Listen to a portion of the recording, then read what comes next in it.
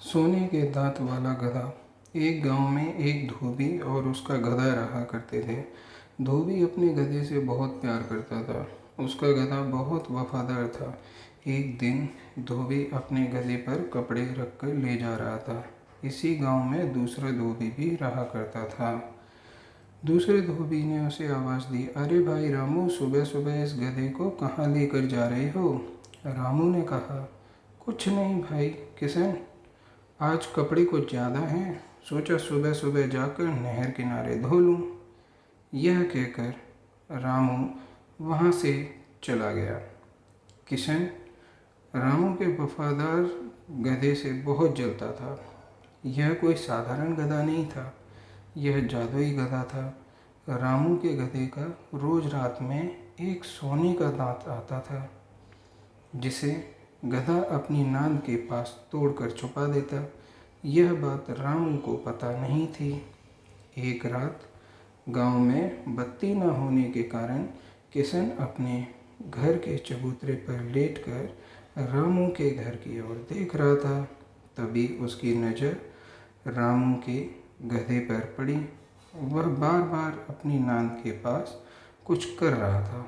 किशन ने मन ही मन सोचा, क्यों न चलकर देखा जाए, आखिरकार यह गधा कर क्या रहा है।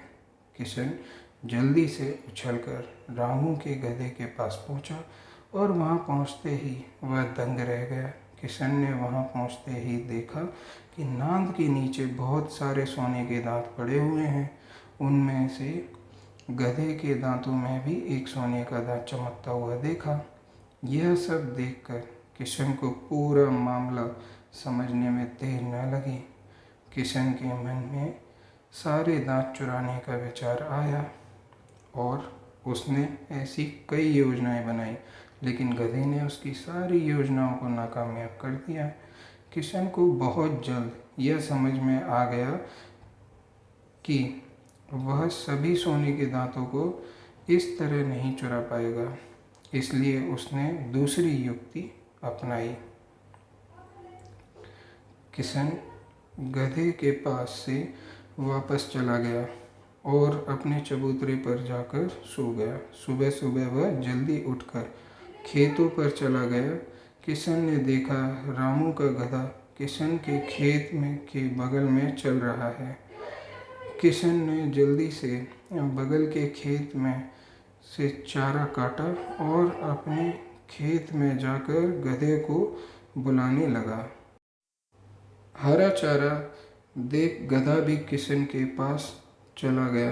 किशन ने हरा चारा गधे को दे दिया और अपने खेत की सारी फसल नष्ट कर दी और गांव की ओर भागता हुआ किशन रामू के पास आया और बोला, तेरे गधे ने मुझे बर्बाद कर दिया, मेरी पूरी फसल खत्म कर दी। यह सुन रामू खेतों की ओर दौड़ा और गधे को किशन के खेतों में देखते ही आग बबूला हो उठा। रामू गधे को खेत पर ही मारने लगा और मारते मारते अपने घर पर ले आया।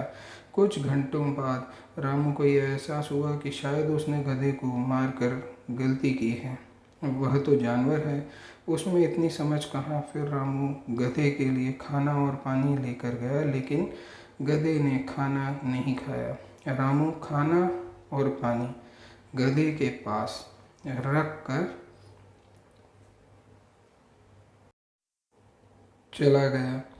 गधे ने सारी रात खाना नहीं खाया और जब सुबह हुई तो रामू उठा और बाहर आया। उसने देखा कि गधा अपनी जगह पर लेटा हुआ है।